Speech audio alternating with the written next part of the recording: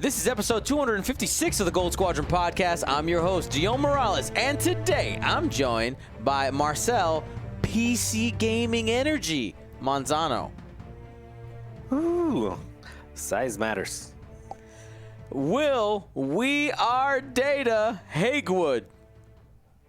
Hello, everyone. How's it going? And Ryan, I want to try the new stuff, but the universe won't let me. Staniszewski. Yeah, my LGS didn't get their order in fast enough, so I didn't get my Razor Crest or Gauntlet in. And then, I appreciate all the TTS devs, but where are those commandos? I want those little mandos flying out on the tokens on digital format. Let me do it. Digital commandos. Soon.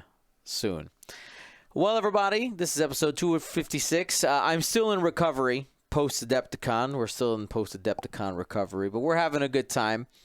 And today we're actually going to be talking about the data that we got out of Adepticon. It is not data that I publicly released because I have to prep it for public release because it has names on it and all that stuff, and it just make it a little bit easier. But people have been wondering, what's the average number of turns? Does it depend on the scenario? Are people going to time?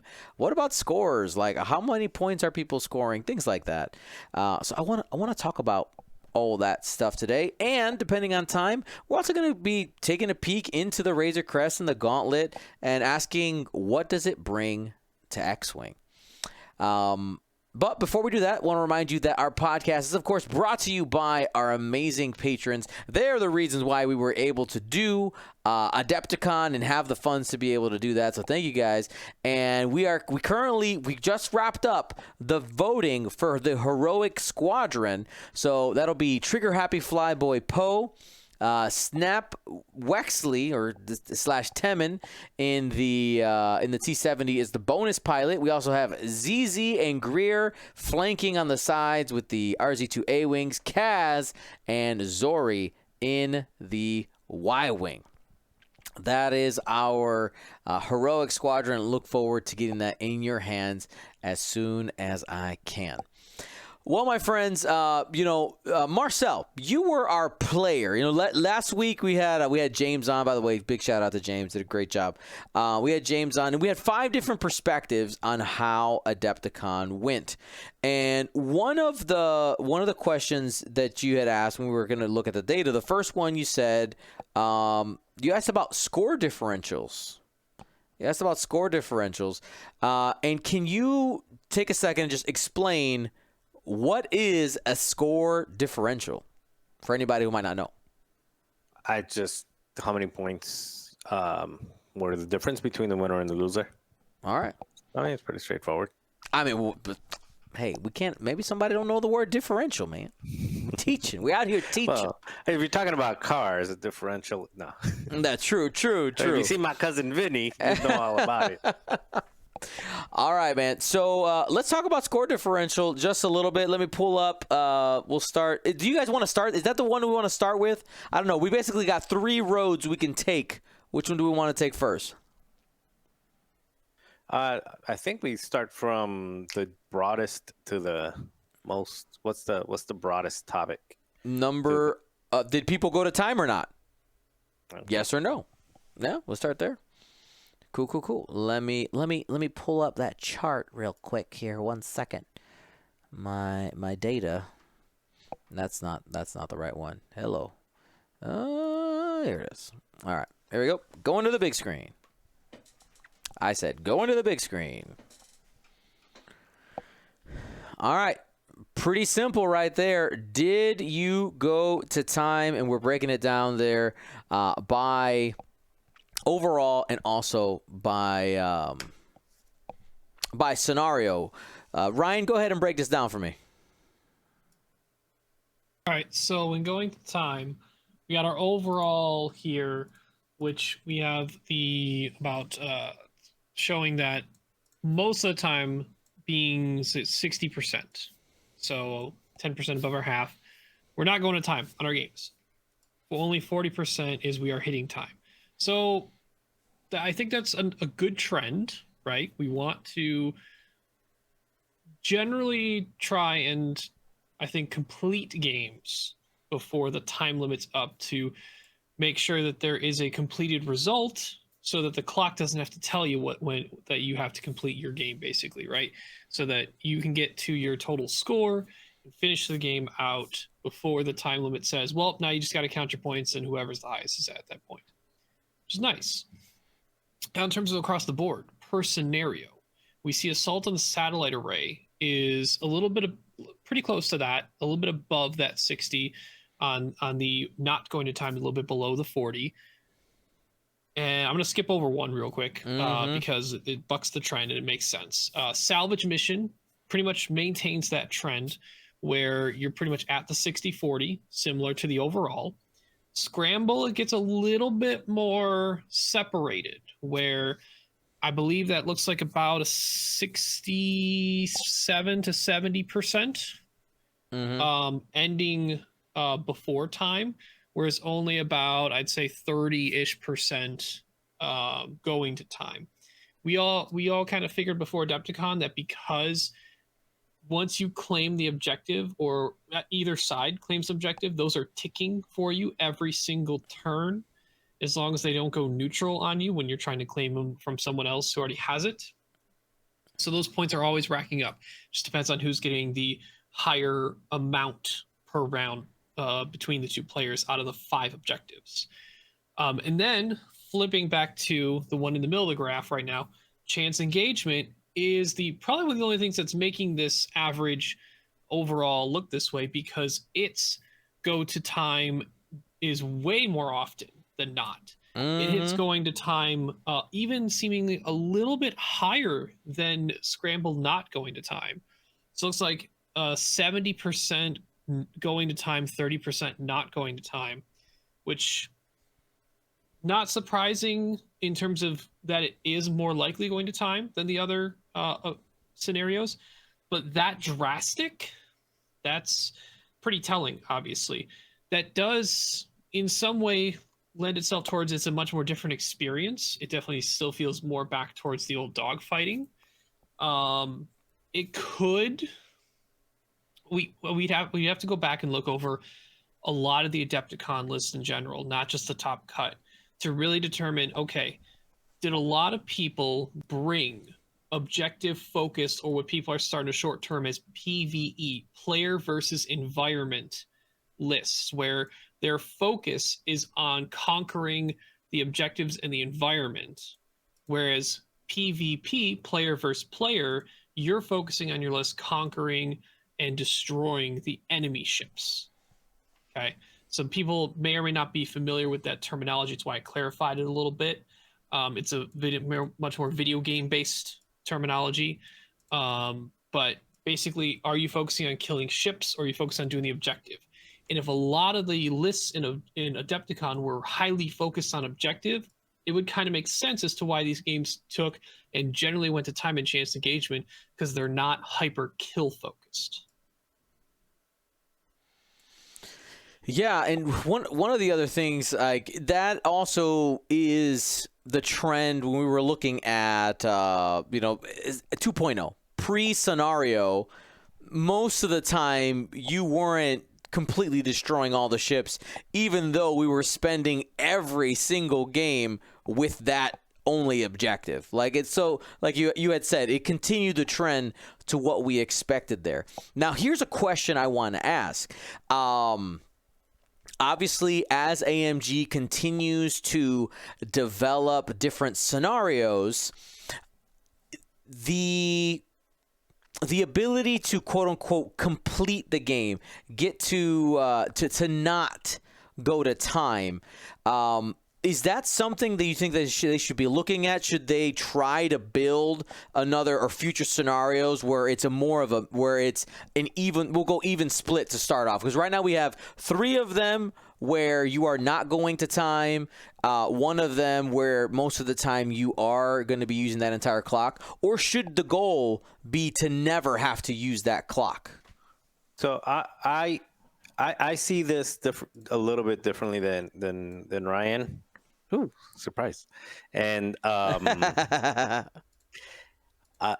so I think this data is a little bit skewed. It's telling, I think, one it's telling when you compare it one mission versus the other. Where I think it's skewed is it's the first event, and it's the first event with this particular set of balancing with Mm-hmm. points, right?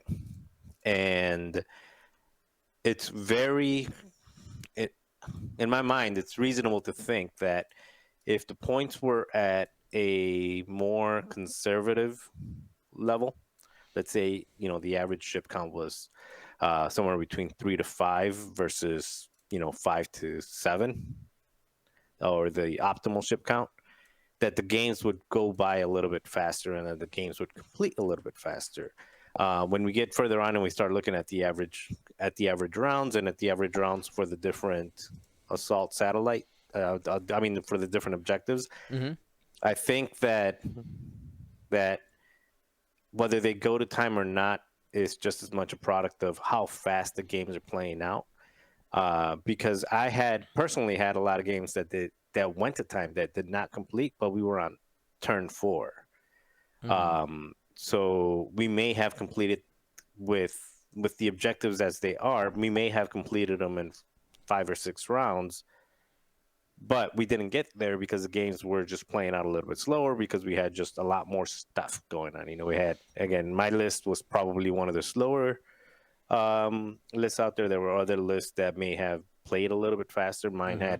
had like 4 different system phase triggers, then it had a start of activation trigger, and then it had start of engagement triggers, and then with Sabine and the bombs, it just had a lot of pauses in between the different phases, and it even had like end of turn stuff. So with the Leia crew turning back up and stuff like that. So it had additional things to do at every stage of the game, which just made those games play out. And if I was playing somebody that had similar type of, just a bunch of triggers, then we were going to time, not because games or the missions were not built to go to time.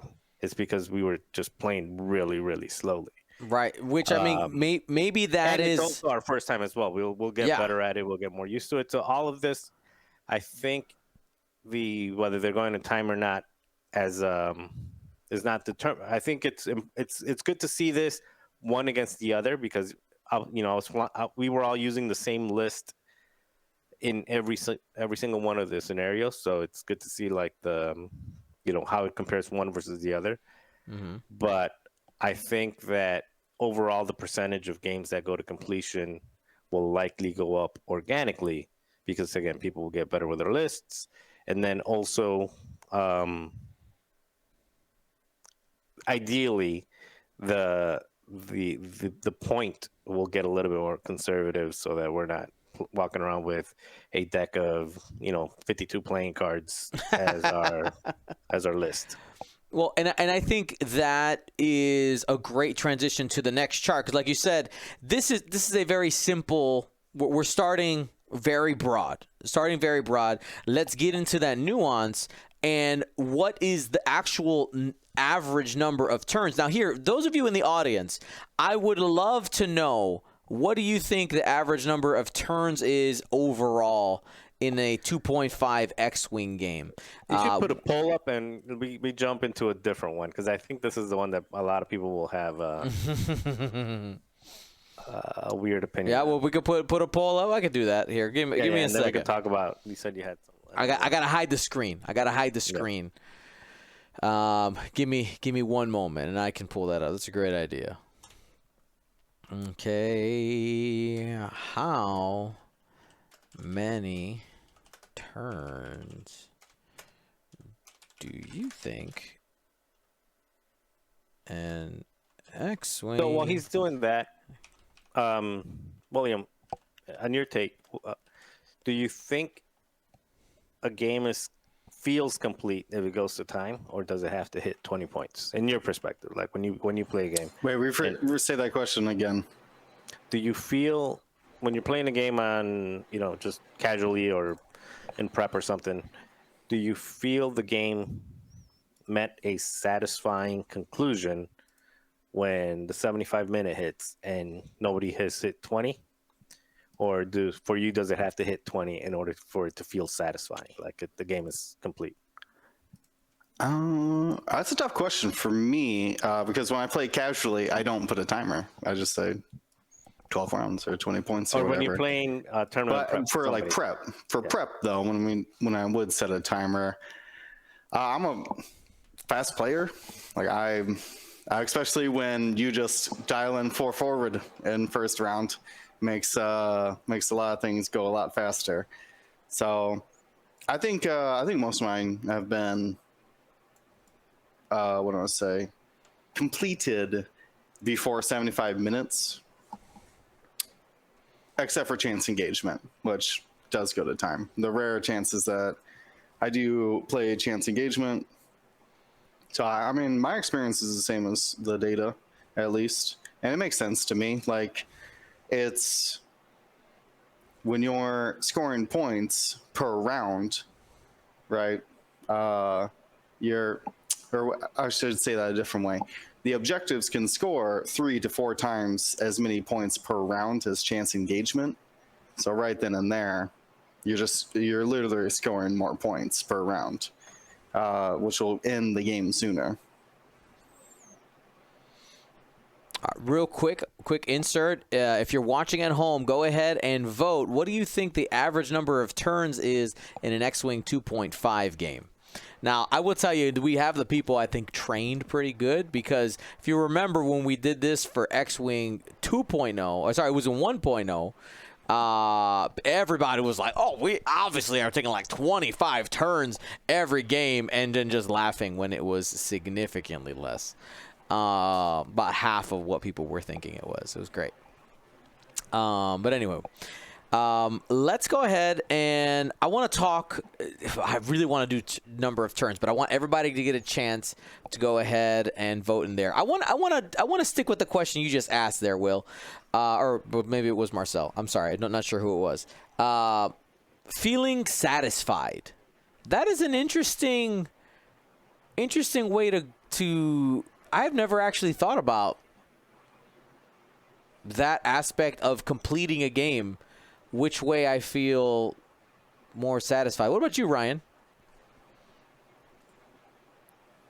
So in most of my time playing X-Wing, I've never felt more or less satisfied by the amount of time or turns I was given in a game to complete my game, or felt something was completed or not completed.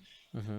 So I'm not really swayed one way or the other in terms of like, I played Scramble and it was 4 turns because someone got a lot of points and there was a ship that just exploded with variants, and then it was over. Like, all right, that happened. Move on. Next game. I have a lot of that feeling. I have a lot of the whole move on. That was one game. Analyze it. Figure out what I could have done next time, and then move on. You know me, I'm the calculated guy. I don't have a lot of in the moment game feelings sometimes. So I guess as long as my opponent and I feel like we had fun and it was a competitive game and we could talk afterwards, I'm good. Yeah, because that's not a very pointed take in that regard. That's fine. That's fine, because I remember when, as the game started shifting late age first edition, I remember the discussion kind of coming up in the community of being like, man, I really feel like less and less of my games are ending with one person having all their ships dead. And that was very rare in 2.0. And I think that is probably just going to be the trend for how the game plays. It's this very, very rarely are you going to end up completely destroying all of your opponent's ships. Though I will say that's thematic-esque. In all of the Alphabet Squadron books, there's very rare where they're like, we went out and we destroyed all of the enemy. It's like we went out, we killed a couple of ships, and then we both retreated. It's pretty much what you get. So, you know, we're close to an actual simulation of what would happen in the Star Wars universe. But let's go ahead. You know, we had only 37 people out there wanted to vote. At this point, I think we just jump into it. It's not a great sample size, but I think we just jump on it anyway. Number of turns. Let's head back there. So, number of turns per scenario and overall. Break it down, Will. Okay, number of turns per scenario. Let's start with overall. We're at about 5 turns on average. Most of that is coming, or a majority. All right, no, that's not how you say averages. The high end of that overall is coming from chance engagement. I think nobody's surprised with that one, lasting an average of 6 rounds. Followed up by salvage mission this would be like 5.5 or so. Then assault on the satellite array right below that, and scramble the transmission at just over an average of 4 turns per game. Yeah, the number that I had, just so they can get more precise with the way it looks. I had it, and I didn't count. I think I left like the last couple matches out. I had like 537 total. I think you might have been doing off a slightly bigger one, but I had 5.1 for the total average rounds. Scramble was 4.5. Assault was 5 flat. Salvage was 5.4. And then chance was 6. So it was going up by like half a turn, by half a turn as it got more, with chance being at 6 at the highest, and then Here, scramble being at 4.5. there's if we want the numbers 4.5. right there. Yep. Yeah, so though this follows it follows the trend that what we saw on even though we started very macro and we're starting to get into the micro, it still follows the trend of our yes nos. Did you go to time? If you compare those directly, you got more turns in chance engagement. You got you played more there, but you know why I think there's more turns in chance engagement, right? Because there's only one thing to set up on the middle of the table, and most of us know how to do it already. Would you agree?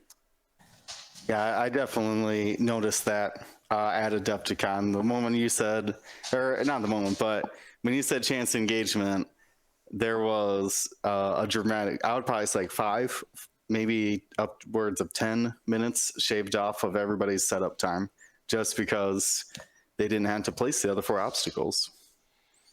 Mm-hmm. So a little bit more simpler setup, able to get into it sooner. Yeah, you can see that from your streams. I don't know if you measure it, but you can just look at the streams from the weekend, from the time that that the center objective was placed to the time that the first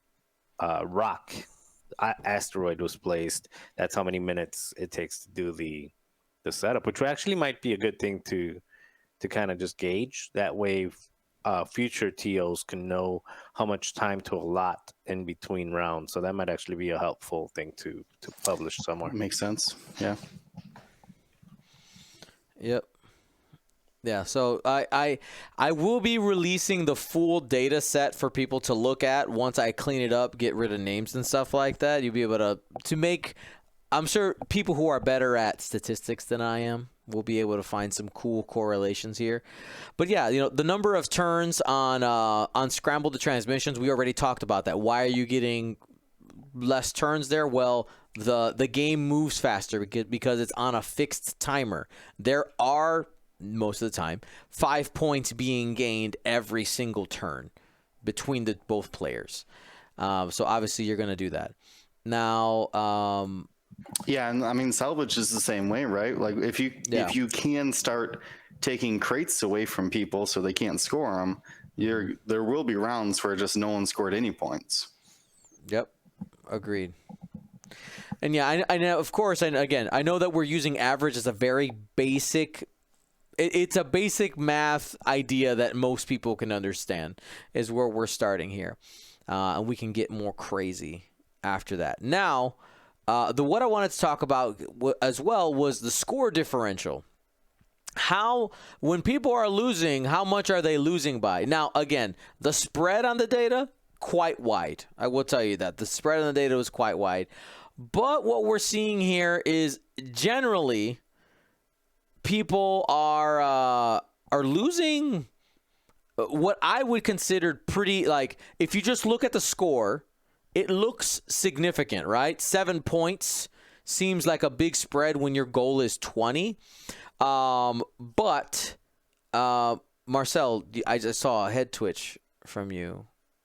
No, you said 7 points. That differential, it's around 7 points for all of them, right? No, you're at 9. Oh, 9. Sorry, 9. Bad at reading. I went backwards. The differential being at around 9. That's about almost 50% of the 20. Does this tell us anything? I mean, what does it tell us? Marcel, what do you think? It's probably better because I mean the chart is nice looking, but it's because the differences are in decimals. Mm-hmm. You would either need to start from 6 to 10 so you can get a bigger disparity, or just go to the numbers themselves, or else it just looks like a flat line. So there you go. I think it kind of goes in line with the games that are going to time are probably a little bit closer with the chance engagement, and the ones that are finishing sooner are actually finishing because somebody got the 20 something points, and they somebody got the 20 something points and they were probably winning by a little bit of a wider margin. It wasn't as contested. I think the big takeaway is that chance engagement had you would say the closest games at about 8, and then the scramble, the transmission, was the one with the widest gap.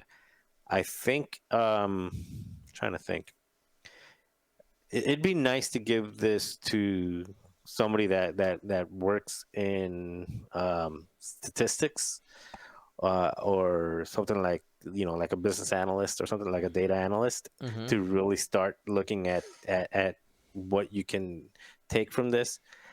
Usually at work, where I work, I get a ton of data. I look at it, it makes a pretzel out of my brain, and I give it to somebody who's way smarter than me, that knows how to run pivot tables and do a whole bunch of data magic, and then they tell me actual information out of it, not just a bunch of numbers. So I think it would be helpful to just put this out in the world and let people come up with really better insights when you start aggregating information from one field versus the other field. But and I had a thought, and now I'm just I lost it. So it'll come back to me in a couple minutes potentially. Now, some people are asking, well, what's the mode? The mode on the score differential specifically? Is that what somebody wanted? Give me a second. I can get you these numbers. Oh, wait. I had to do a weird thing on that one. I can't do that instantly. One thing that also, another one that would be, for me, looking at this seems like a pretty wide gap, especially in scramble transmission, like 9.5 points. That's equivalent to somebody winning, 90 something to 0, 200 to 105. If you put it on a 100-point scale, yeah. Yeah, which feels a lot more, a lot wider gap. If I remember my games correctly from 2.0, which I don't, but if I try to remember, there was a lot of games where we were within one ship or two ships dying, which is about 10, 20 points, 30 points at the most. So that's between 1 and 3 point difference. when you divide it by 10 to get to that. Mm-hmm. But it would be interesting to see LVO, the average difference between the winner and the loser in LVO, taking out the buys, of course, because and to see by how much did the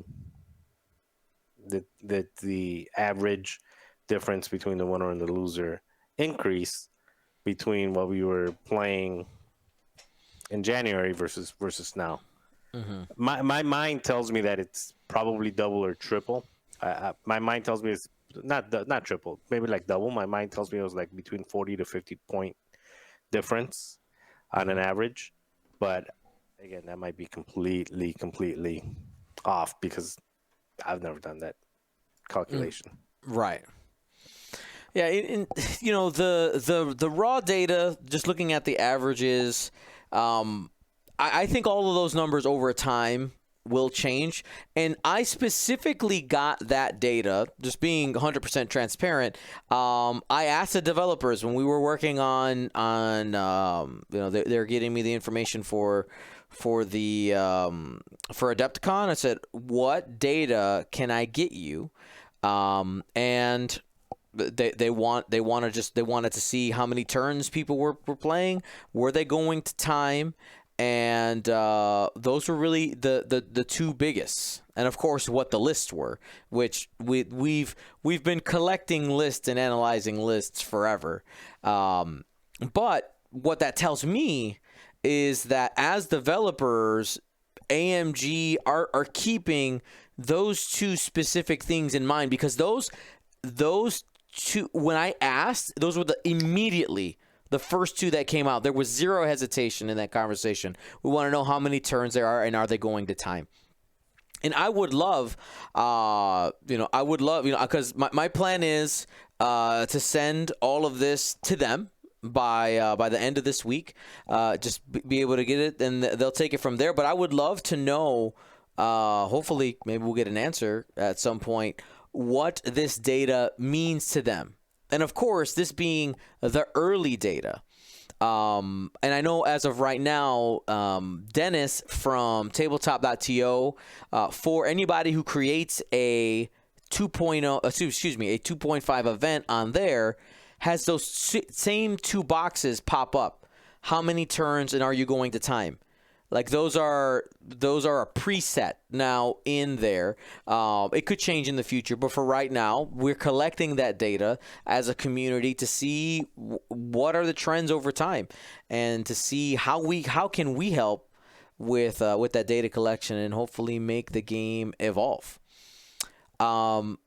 Now, to answer a couple of questions in the chat, we got Eljim says, do you think AMG will be happy with where the statistics are at? Do you think, what do you think the ideal numbers for the number of rounds, margin of victory, and spread of faction in the cut, etc.? Do you think that their priority is that? So we know that there's a time limit in tournaments, right? Because of how tournaments function. But in the base rules, there is no time, right? It's just 12 rounds. So is the priority the number of turns? And my question is, the fact that we are only, on average, going around 5-ish turns, is that a problem? Or is that fine? What do you guys think?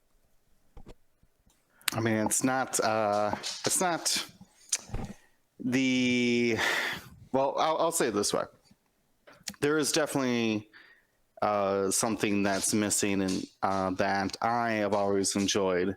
And it's, you're working through the fleet, or the two fleets, match, and they start trading shots, and eventually ends up being like a 1-on-2 or potentially a 1-on-1 at the very end. Mm-hmm. And that's really when you're slamming down dials. You're like, I heard 2, we have no shots, back to dials, right? And you can just pop off those rounds really, really fast.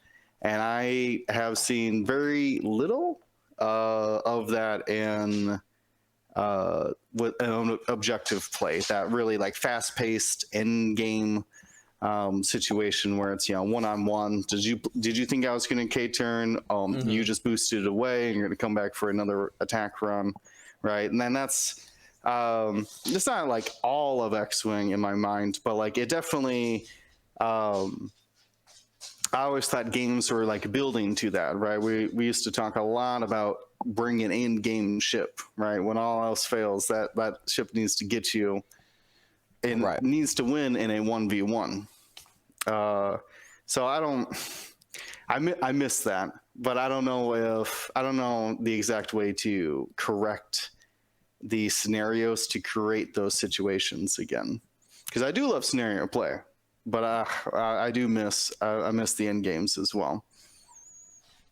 Right, and somebody's bringing up a couple of points. What are some levers? What are some levers that AMG has to change the number of turns? Because the number of turns are being dictated by how many points are being scored, the number of ships you have on the table, how many points those objectives score, the opportunities you have to score, whether you're getting half points or not. Like all those things are ways for them to adjust the levers. What's the first one? If you Ryan and Marcel, you have been put in the development seat, and the answer you have to give is, what is the first lever you would pull to try to increase the number of rounds, if that was your goal? Number of turns, excuse me. Well, look, I would, if you're talking about looking at the data, there's 3 sets of data that we pointed out, right? One is our game's going to time. What's the average number of rounds?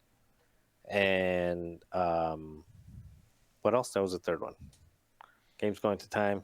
Point Score differential. It's score differential. Let's not talk about score differential, because that's a different. I mean, it's actually a valid point, though. But that's more on balance, like 1 versus 1, not necessarily. But time and objectives taken that increase the speed of the turns may dictate score differential as well, though. Yeah, but the third data point we had was the fact that it's 4 different scenarios, and then the difference between those scenarios. So we had how many average rounds, how many games going to time, and then comparing that to like the different scenarios. So I think that if you say that you're going to balance out the points in order to allow for less triggers, and maybe, you know, something that plays more fluidly. If you have less cards, you have less triggers, you have less chips, it's just going to play a little bit faster, right? But the objectives are, if you pull that trigger, you're going to get more games not going to time, like finishing before they time. But you might still, because of the objectives and the objective points, you might still only end up at like 4 or 5. The other one is, well, you can take something like, if there's 5 objectives, somebody has 3, the other person has 2. Instead of giving 3 plus 2, you know, you get 3, you get 2, you only give the difference, you know. So if you're up by 1, or in the final, I was down 4-1. Instead of giving him 4, me 1, it would be Heidi would get 3, right? Like, just given the difference of that, that would progress towards the 20 slower. So it would increase the number of rounds it takes to complete the match, but it would not increase the number of rounds by itself if you're playing at a pace that only allows 4 or 5 turns in 75 minutes. So I think I don't think it makes sense to think about pulling one lever, because it's looking at the data as a whole, and it's balancing everything to say, well, if I decrease the number of ships and the number of loadout points, it'll go more rounds, but going more rounds might top off at 5.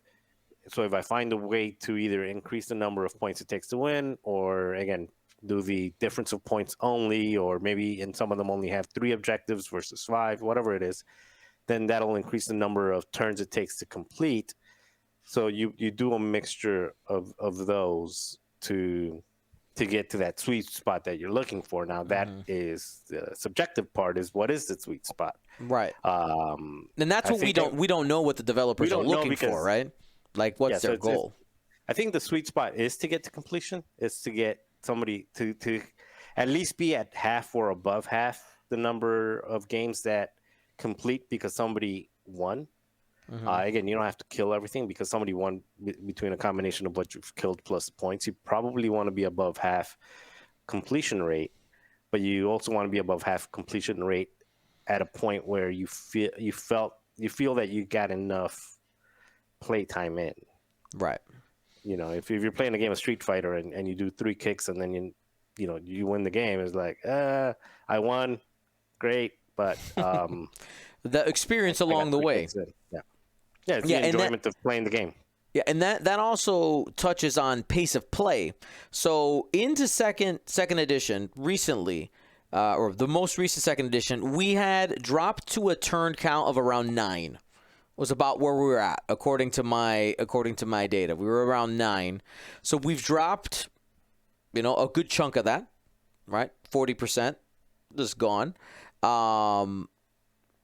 Ryan, I know that with the objectives, we have to take time to set it up. Like, that's just a reality. And in a tournament setting, I really did try, Ryan. I tried to give everybody as much time to set up as possible, but I could not. It was not realistic to wait for everybody to put their dials down and then go. Like, it just doesn't work in a tournament setting because I have to keep a time clock. The people who run the event hall, doing this, they literally were tearing down Adepticon during the final. Okay, for anybody who didn't hear about that last week, what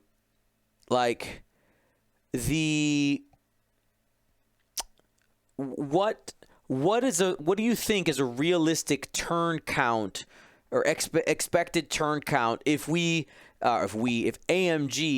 were to change maybe the way things were scoring, talking about or looking at some of the suggestions that Marcel had, or maybe any ideas you might have? Well, it's hard to give a turn target in my mind when it does feel like it's definitely more of a developer focused, like this is their plan for what they want to do. Maybe there is something we can try and do to help speed up, like you said, the setup of the game now that that's increased, things to help you as a tournament organizer get things going more smoothly. In thinking about my suggestion last week, hey, get the community to start marking up the center of their mats so that we can correctly put the middle objective where it needs to go. And then someone reminded me, said, hey, what if they make it a scenario that doesn't use the middle objective anymore? Like, oh, well, yeah, that would suck to have just your middle marked up for no reason at that point in the future. So, it may be a repetition thing too, that is the first big event that ran. Absolutely. For 2.5, finding the middle objective to place and then placing all the other objectives. There still could be some time before we see that speed up more efficiently when people are more used to it, whether it's both finding middle objective, placing the obstacles where they've actually done it enough times where they know where they want to put it.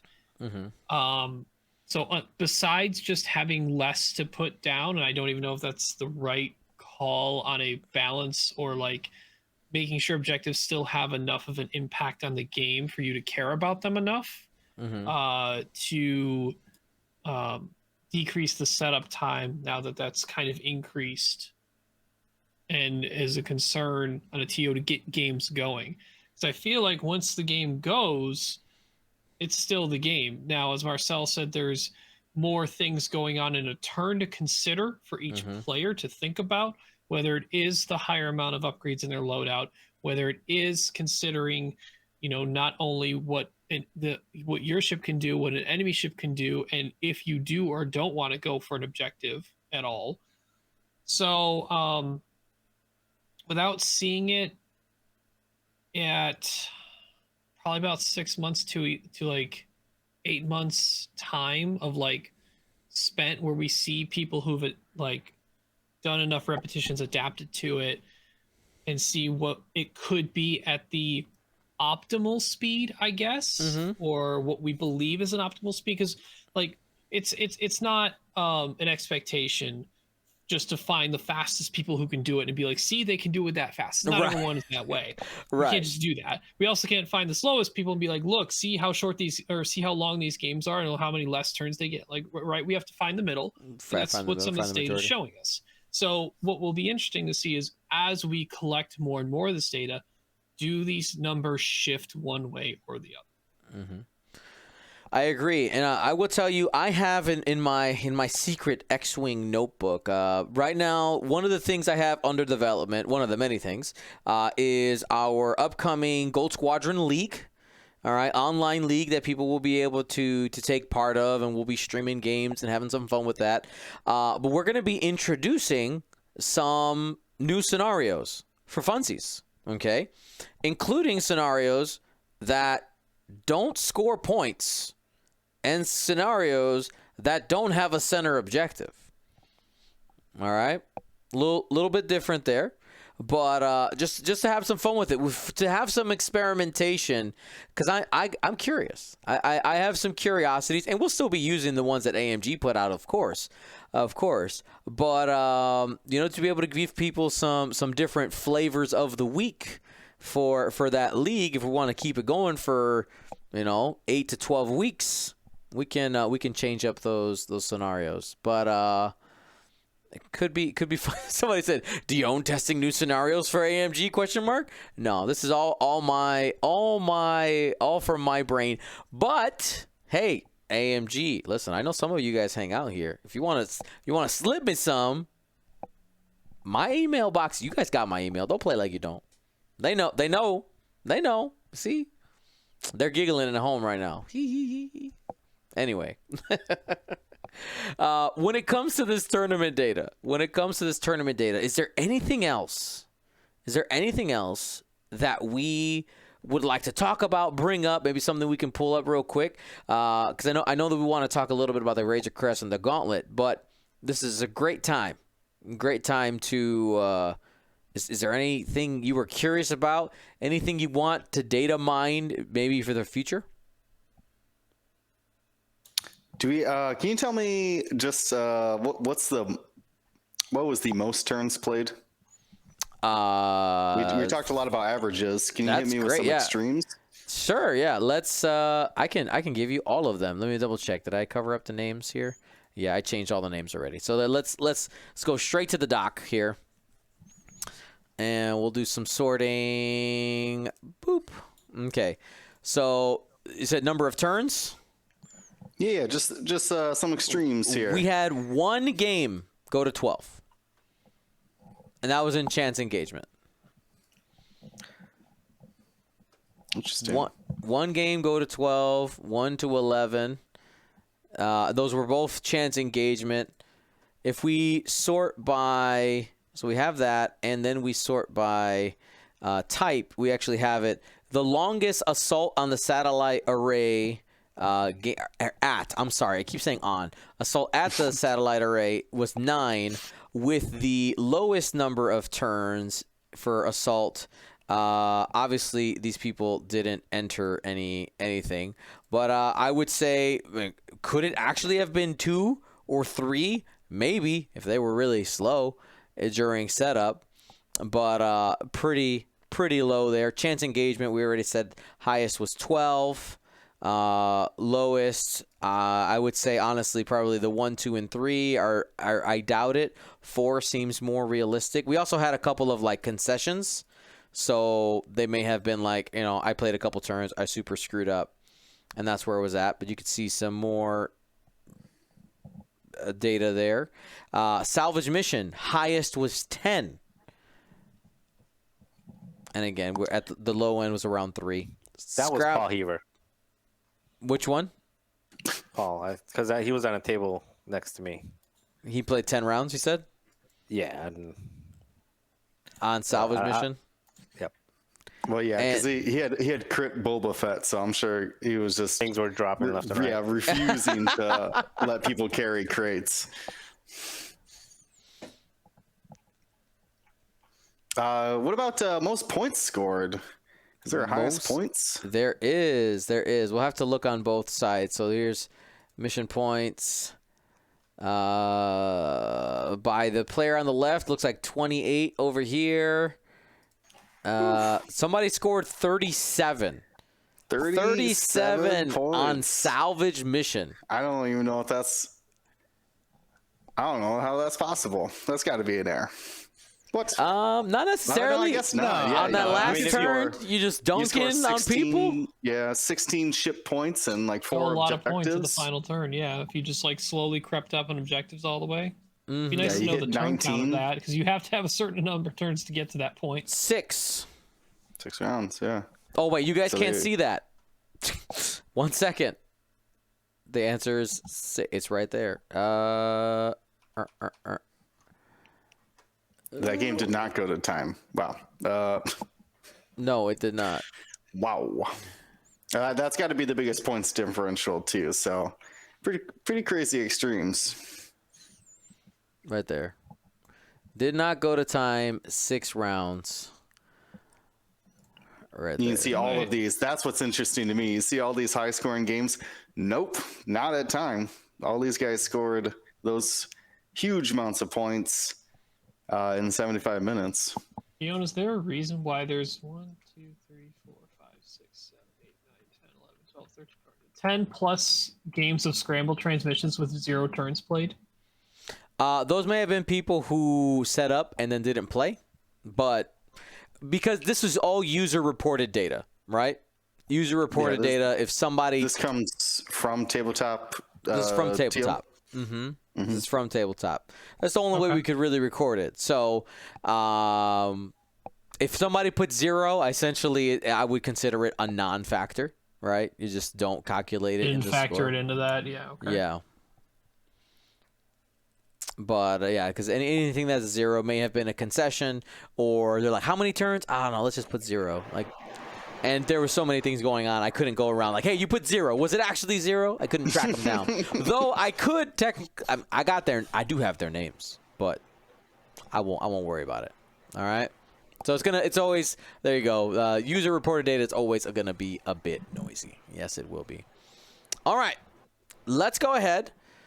Now that we finished hitting people over the head with numbers, and I know that we're gonna have some awesome information pulled from our big data brains out there. I know there's some people who are gonna be able to look at this and get us some cool stuff.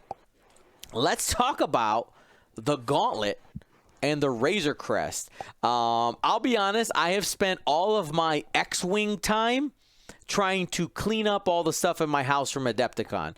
I have played no games of X-Wing since the week before Adepticon. I'm itching to play. I'm excited for Wednesday. But I've played a couple of games with the Razor Crest before then.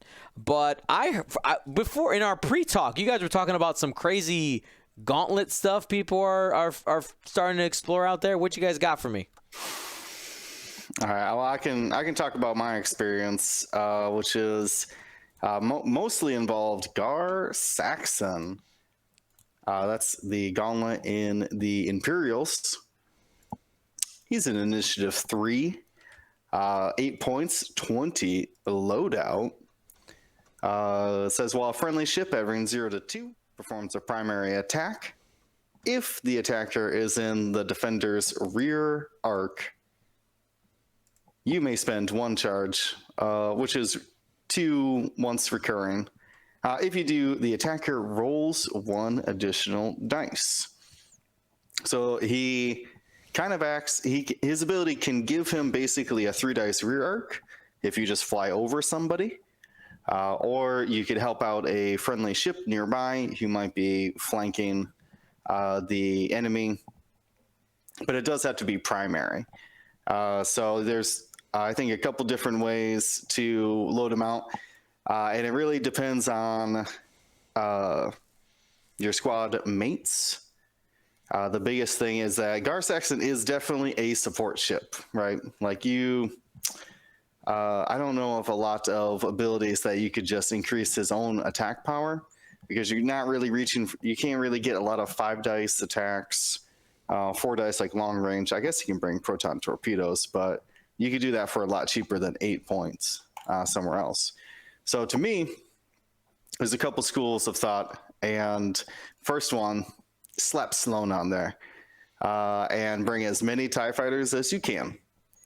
The Sloans still turns out very good in objective play, and it does give these TIE fighters, they could get a 4 dice range 1 attack with a reroll potentially from all from Gar. Pretty crazy stuff.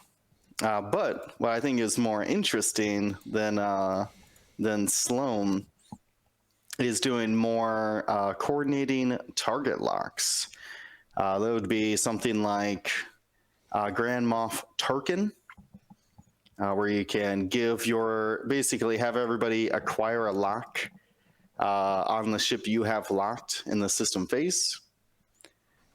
Pretty interesting to combine with the 3-point X1s, talking Storm Squadron or Tempest, to where you could get potentially a 5 dice attack from a double modified target lock and focus and a crit. That's 3 modifiers actually, from a 3-point ship. The simple Storm or Tempest or even Storm. That's has a lot of potential. And then, of course, as I said, Gar could be coordinating locks. He could be handing out a lot of different locks as well. So I think that's an interesting combination. I'm not really sure if Gar could go in like a triple, I'm going to say ace, but it's probably closer to like 2 in a Palp shuttle, right?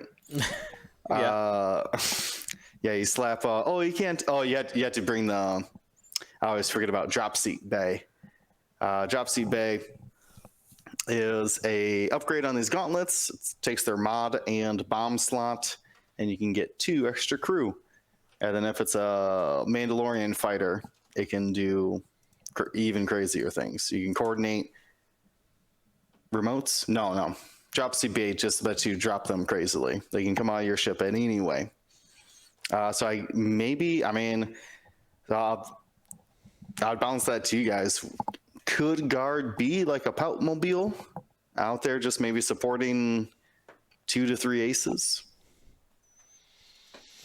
It could be. I mean, with the turn count being so low, this is something that we were talking about pre-Adepticon, is that support abilities, as long as you can leverage them 2 or 3 times, they pay for themselves very quickly. And this addition, at least on Gar, right? The additional die, if you get a couple of turns with a higher initiative ship to be able to punch through something, I think you can use it every turn, right?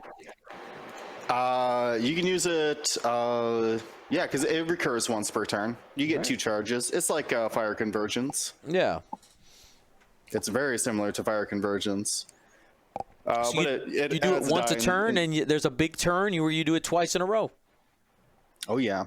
Yeah, if someone lets you pop off 2 Gars on somebody, if they just turn their back on you, that's their problem, I guess. Whoops. I said that Gar doesn't normally get 5 dice attacks, but it's because people don't normally let you fly past you, and then you could swivel 180 to be behind him. Right.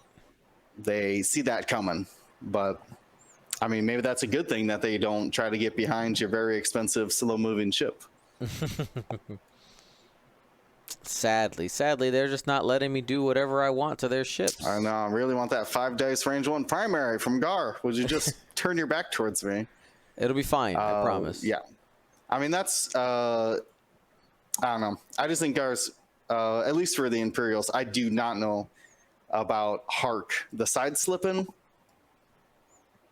I don't even understand that yet. They can get. What is the new? Wait, is it Hark? Is that why? No. Why would they do that? Captain Hark, the upgrade, says after you fully execute a red maneuver, if you're not focused, you may spend 1 charge to gain 1 focus.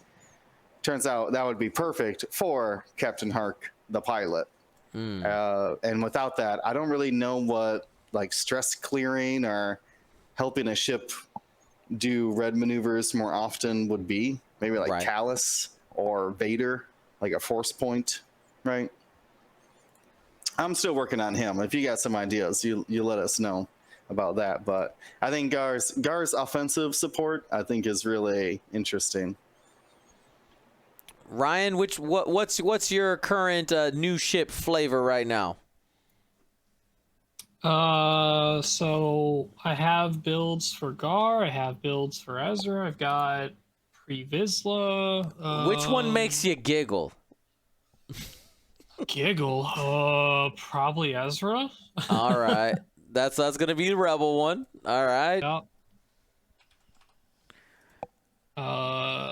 What you got for me? 16 loadout points. Ezra's 7 just squad. gonna infinitely stop and just be just like shoot at everything that passes by really well. He's besides Maul and Chopper. They are the only Gauntlets that can take the Night Brother title. It's a very good title. It adds a crew slot and gives you the 2 charge ability of after you reveal a non-blue maneuver. If you are stressed, you may spend 2 charges to gain a focus or evade. So every other turn, you get a focus or evade, add a crew slot, as long as you didn't do a blue maneuver with the to get the focus or evade token. Ezra loves being stressed. Can do it really well on this gauntlet, by the way. Let's take Hera crew. I want to infinitely stop. Infinitely. Hey, guess what? If there's an average of 5 turns a game, Hera says until I only care if I get more than 3 or more stress and I try and do a red. If I have that much stress by that point, the game's probably close to over. So, Ezra will move turn 1, might move turn 2, and then might stop and be like, all right, I'm here for the rest of the game until I decide to move. And then I'm probably gonna grab literally everyone's quote. The big what's the word for it? The fad right now in Rebels, Ursa Wren crew. Something's gonna be in my list that's gonna lock Ezra. I don't care what it is. It's probably an X-Wing or Arc 170 with R3 astromech, so that ship can get their lock. Then we'll just lock a friend, and then Ezra will get a lock. Pretty cool.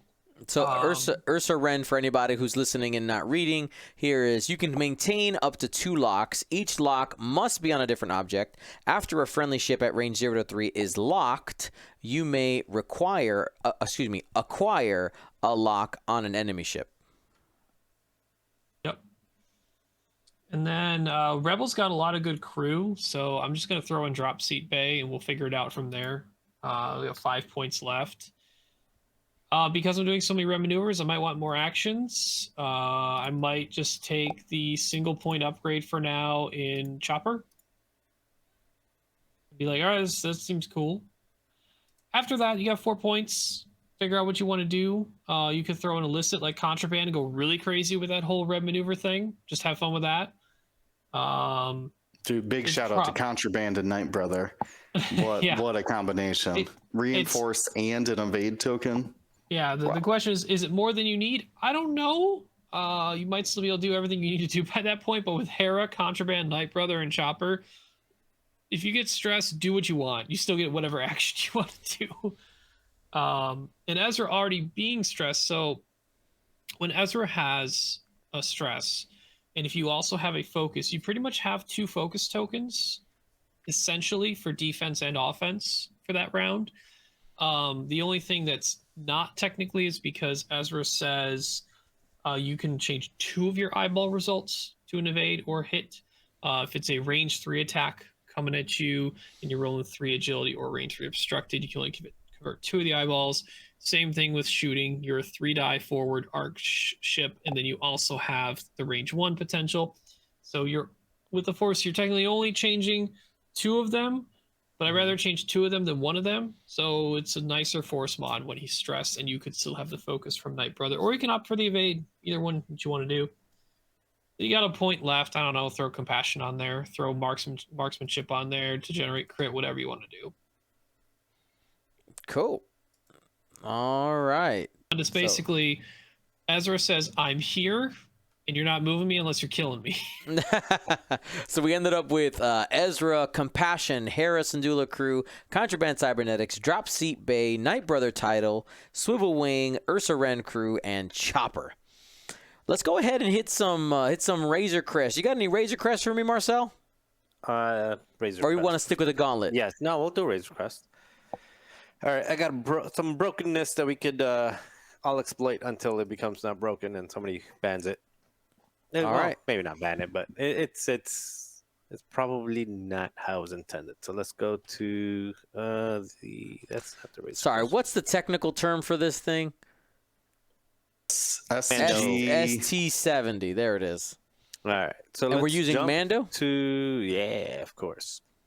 So the main part of this is put the title on there because the title's cool, but the main part of this is on the mod, throw on the Mandalorian optics. So during the system phase, you may spend a charge to acquire a lock on an object in your front arc. While you perform a primary attack, if you have a lock on the defender, ignore obstacles beyond range 0, obstructing the attack. Now go to crew and throw on a little Kira. So now you have collision detector. 2 charges of collision detector. During the system phase, say, I'm going to go over that rock. And then Mandalorian Optics is going to say, and I don't care. So system phase, you can target lock the rock and fly on it, over it, anything, and it's not going to matter because you locked it and you still get your actions and still do everything. To keep taking advantage of that, we're going to add some trick shot. All right. Well, Auto Blaster, because crits are good. And then Greedo as well. Yep. Then let's throw this Mandalorian and this ship in general, the ST-70. And I think, Dion, you're very familiar with it. Cannot turn around at all. It has a K-turn, and then it can't remove stress for anything. What's its little talon rolls? Does it have little talon rolls? It's a though? 2. It has 2 talons. Yeah, but the thing is, it only has one. The blues are only straight, so throw L3 on there. Now, L3 works both defensively because you get to use it defensively. It only has 2 shields on it, so it'll trigger pretty quickly, and now you can actually relieve stress. And of course, you're gonna stress yourself by throwing some contraband down there, some contraband cybernetics. Throw on some false transponder codes, and they'll actually work because at first you're just going to be using your target locks on rocks anyway. And now the last 2 points on there, you can either go with Cutthroat to regenerate your contraband and your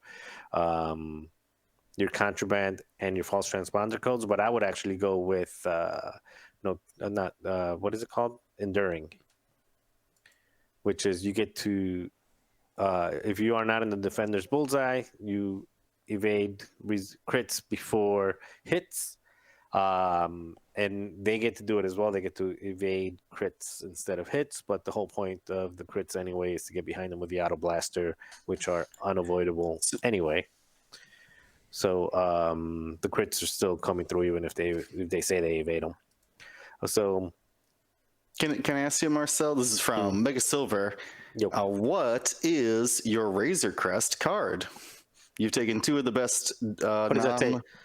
Non-unique. You get a third. You get a third. What you call it? A third non-limited. There you go. Yeah, good point. But you can't make it the same copy right now because it's used as equipped, I believe. Yeah, you can't make it the same. I mean, just if you an wanna idea. I mean, you could. I mean, you always have that That new Well, hot if shot you- blaster or whatever in your Overtuned back Yeah, you've pocket. got the modulators. what is it called? The one that gives Overtuned? you three. Overtuned Overtuned modulators. modulators. You can throw overtuned modulators in there, so you have false transponder, contraband, overtuned modulators, and in that case, cutthroat might not be a terrible idea because Sure. you get to regen the one you want, but also, again, I like enduring because that's 7 hull, and with Greedo, Yeah. the Marcel, would you probably consider knowing that? So the free illicit you get that's non-limited is a secret illicit, being that you can don't reveal it until a system phase you decide to reveal it.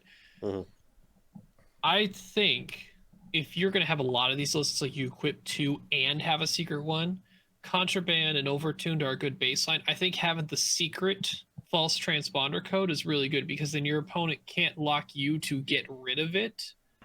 You can reveal it and use it when you want it or when you think it's that's at the yeah. system phase, right? Yeah. Yeah, good point. That's a Yeah. good point. Yeah, so just put the overtuned on there now, and then put the false when you False actually... will generally be your secret one. But I mean, And it there's- happens at the same time as the Mandalorian optics. So you say Mandalorian. Yeah. So system phase, that's the false true. Yeah, transponder, 'cause and I was thinking system phase that you could reveal overtunes then pop it right away, but you could reveal false and then optics some. and optics it with Mandalorian. Yeah. But anyway, I really love that combination between Mando optics and Kira, and just basically ignoring rocks for at least 2 turns. I mean, you can ignore rocks the entire game, but because of the system phase, ignore rocks right when you're going to get on them. So much system phase. My goodness. Man, I'm proud of you, Marcel. You have a combination you brought together that we didn't find out was cheating later. Oh, I wrote in the chat. I was like, oh, he's talking about enduring. There's going to be something wrong in I here. was trying to cheat. I was trying to see if I can fit Mandalorian optics into Bosk, but no, you can't. Yeah, 'cause it's that would only be on good. We were Mandalorian. wondering if right? you're gonna have another Netron Pollard with this stress or something, or an indie calc sharing or something. So no, that's legit. That's something I haven't looked at with the Razor Crest, is its ability to do the Kira Mando optics combo. I hadn't seen that, and being that it's a ship that doesn't have boost, it could really help it get around the board for sure. I will tell you, as someone who has put the Razor Crest on the table now, but 7, 8, 9, almost 10 times. That thing, without... Guys, first, don't forget to use L3. That's the first step. Don't forget to use it. Because when you realize it, you'll be facing the wrong way and be like, oh, crap. You stressed a lot. It's just sad. You will use your contraband cybernetics pretty quickly. But yeah, I like this. I might try the Mando next week. I was playing Q9. What's a Because it's for 6 points. You get 20 loadout. It's a good value, but yeah. Mando. You the can higher actually initiative, still the- get a lot of what Mando gets here. You just get less of the illicits you're actually buying, right? And then I don't think Q9, when they first released the loadout, had a talent slot, but just doesn't anymore. So you don't have the trick shot combo like Marcel Sad. has. So Yeah, there you go. What was your Dylan? What was your crew when you ran Q9? Zam. Really? Yeah. So the combination I've seen a lot is Jabba with contraband cybernetics. Oh. Because with Q9's ability to do, after you fully execute an advanced maneuver, you may perform a calculate or barrel roll action, even while stressed, if you do gain a strain. So because the Razor Crest gives you an evade to barrel roll, you can very easily do your K-turn, or it says, an advanced maneuver, so K-turn or stop, and then you get your free calculate for a strain, whatever. Then you can evade and you can barrel roll. And you can do that for 5 rounds. Turns Only out that's 5 all I rounds. need, baby. That's kind of the whole point of like Q9 with Java and Contraband Cybernetics. Yeah. You either win the game or die by the time you use up all your Javas. And you still have 6 more points in that. So you can grab your cargo, you put your cargo chute, you tuck it in your Razor Crest. You can get whatever else you want. Oh, probably Dengar. Oh, Bosk would be great, but he doesn't work if you're already stressed. Boo. So I hadn't come across this yet in play, but someone explained this to me when they took their Q9 or Mando. I don't know which one it was, but they opted for the Contraband Cybernetics. You know, the which probably the most common upgrade people are putting on these because of that. And L3. I think L3 might be the main crew you put on this ship. Mm-hmm. Just reduce that incoming damage and then have the better blues, or at least all bank blues, which are helpful. Someone put together a Babu Freak and Sicatro Vizago, and when Babu was about to took all the bad tokens, and when Babu was about to pop and put them all on that ship, at the end phase of the turn before, the player swapped illicits with a crappy ship that just took an illicit and just dumped all the bad tokens on the crappy ship, and it's like, oh, all right, I've never had to deal with these. That works really well with the burnout. No, with the burnout. Oh, burnout. The burnout. Yeah, because with the burnout you can burn out and then get rid of because you're slamming, you get rid of the weapons disabled with Bubble Freak, and then you throw that off to someone else Later on. like a turn later. Oh, I see what you're saying. Yeah. Yeah, so you can basically slam. Yeah, you take the weapons still disabled. shoot, you take the weapons disabled, and then you take that off. You still shoot that turn, and with Auto Blaster, Greedo, or something like that, you put some serious damage. It's pretty funny just to see Vizago just football passing Babu through I trade you space. this little being for whatever you have, bro. All right. Anyway, I'm gonna head out, so you guys enjoy the rest of the cast, and I'll watch the rest. Yeah, I mean we're gonna be closing it down. A little bit of an early night tonight, but but yeah, like that's a cool combination. Oh, that's dirty. My gosh.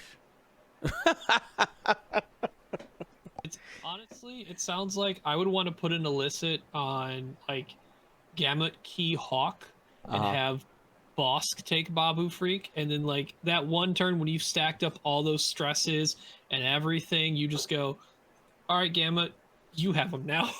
Yeah, this is your problem. All now. Gamut was trying to do was just help coordinate and like give abilities or give tokens and hold them for the whole time. And then Bosk is like, all right, you help me with the bad stuff. Is Vizago in phase? During the end phase, yeah. So it's end phase. Okay. So if you know that in the system phase of the next turn, Babu's going to force all those tokens to be now active on that ship, you just dump Babu the turn before. I've the last time I used Vizago was trying to basically be playing like 3-card Monty with overtuned modulators. Of them like, oh, you have a green token? Have my fresh modulator, so you don't get penalized for it. Oh. Now I have a question though. This is I think more of a rules question. It says during the end phase you may choose 2 illicits. It doesn't say up to 2. Are we sure we can do that? Are we cheating? Can you pass the same upgrade? Yeah, you can swap the same upgrade. So it said nothing about different. They could have added different in there. So you wanted to say during the end phase, you may choose 2 upgrades equipped to friendly ships at range 0. So yourself and 1, or just Got two it. different. It does not have to be you. It could be 2 other it could people. be 2 other ships at range 1 of you, but Right, it's which is likely you and another ship. Right, that's what I was doing with like switching people's overtuned modulators. Right, because I wouldn't have to necessarily be the Vizago carrier. But it is funny to just keep stealing the unused illicits off your friends. Yeah, like, come on, give me your overtuned. Okay. Oh, give me your cloaking device. This I'm is gonna mine need that now. for a round or 2. Yeah. Q9 actually Our cloaking device. Q9, you always worry about the negative side of overtune.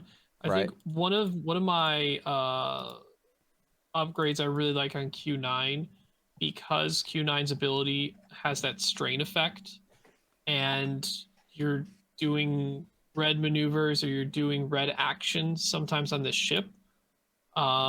Rook cast crew is basically old school first edition guidance strips is wide form attack. If you are strained, very commonly are with Q9, you may change one of your blank or eyeballs to a hit.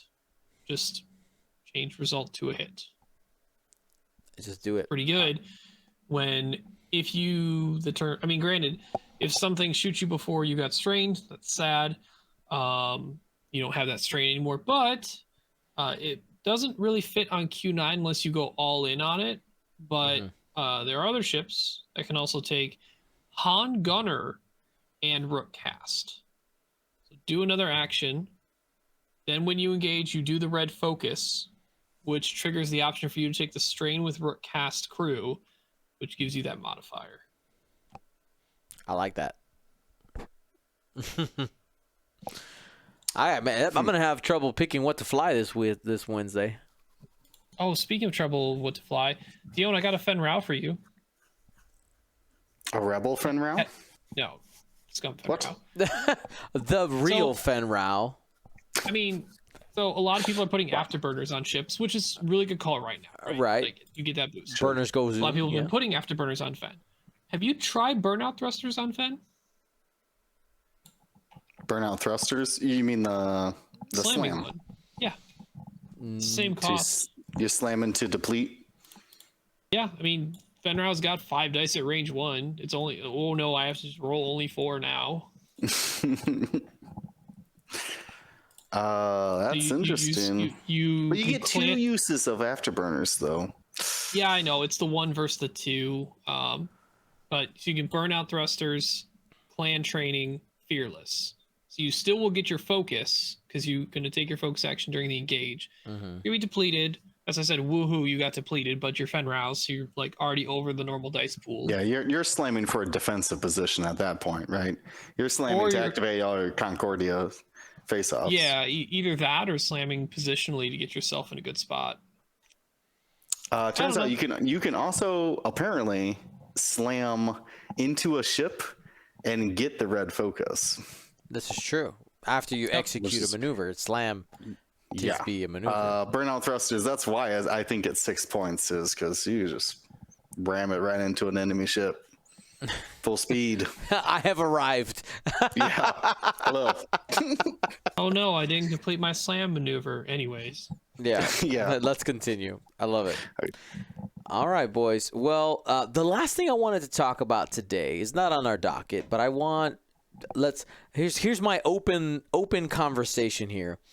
So on Discord day before yesterday, I put up an informal poll, essentially asking people, like, we had the Galactic Championship Series the last couple of years, and I still plan on doing it. 100% plan on doing it. So not worried, about that. Obviously, we need to plan dates and all that. But I'm seriously considered possibly putting on an in-person event as well at in the Pastimes event space. They have a beautiful space that we can get access to. We'll be able to fit a good number of players in there. Now, my question is twofold. Do we make that event the culmination of Galaxies, or is that just like Galaxies in person and it's under the same banner but not necessarily, it's an MCU movie but it's not a crossover event, you know what I mean? Like, it's maybe similar, same prizes or something. I would think, from what you just said, my gut reaction is I I feel like it could be a event in the series, because if it's the culmination, there it turns out there was a lot of international players in the online series, and I think that even traveling for people, in the United States, still very expensive and difficult sometimes. So, but I do like the idea that it is like part of the event series, though, to give opportunity to claim those same prizes and achievements, but doing it in an in-person And I think environment. so that's where I was leaning as well. Got to give all the options out there so people know kind of where we're going. But so let's say you win or you're in the top cut or whatever for the in-person Galaxies event. Does that get you, I guess, did that get you an invite to the online and be like, hey, you don't have to, but if you want to? Yeah, why not? Yeah, right. I mean, that makes sense to me. Makes sense, right? But I know I like that idea. You could give away TTS codes for the winners. It's a good point. And I guess for those people who are not huge into online play, like you said, it gives you access to those sweet, sweet prizes, right? And it probably, I got to call up Pastimes. We got some planning to do. What's your fire code capacity again? Yeah, exactly. Sure you can. Everything's gonna be held in that store. I mean, I know it's a big store, it can hold a lot, but they got a new space now. We got a new space. An extra space. Oh, see, I haven't been there since like the first regional I ever went to in Chicago, which was like that was first edition. Yeah, that was in a strip mall. Now it's in an actual mall. Upgrade. Okay. Yeah, they have an auxiliary space that I have to find out how many physical tables they have, but I think we could fit a decent number. I think we could probably fit 100 people. I think we could do that. So it should have some live music too. We'll figure it out. Yeah, Dion Con 2022. You guys are ridiculous in the chat. Yeah, we'll figure something out. The other question is like with AMG Worlds ? When is that? Like, that's my only fear for planning something is like, because I could probably get a date on the calendar in about 3 weeks. I could probably give you guys a date for that, but it's a little scary. You don't really want to even be in like the same month as Worlds. Yeah, I don't want to be anywhere near it. So do I just plan it for 22 or 23? And it's like we have the Galactic Championship, and then after it, it's like the Galactic Championship after party, in-person after party. I mean, yeah, potentially. We'll figure it out. I would think. It would probably be smoother to have it part of the series. That's what that interconnectivity, man. I prefer that as well. But like what we've been doing, it's like the first event is in May, right? That's usually what we'll do. First event's in May, and with a couple weeks notice, and I'm like, my bad, I was busy, and now I have an even bigger excuse because I had Adepticon, right? We usually had like May, June, July, August, and then like September, October, and then November was the final. But now I will tell you, I'm planning on going down to 4 qualifiers. 4, going down to 4, and if they sell out, we'll open up a 5th one. But they gotta sell out. That's just the realities of with people. I want y'all playing in person, but I want to make it provide the opportunity for people. But anyway, I've been gabbing too much. It's time to go to bed, everybody. I'm still I'm still not right. Like I'm still not right from Adepticon. Still not there. But anyway, be smart, be safe. Gold Squadron out.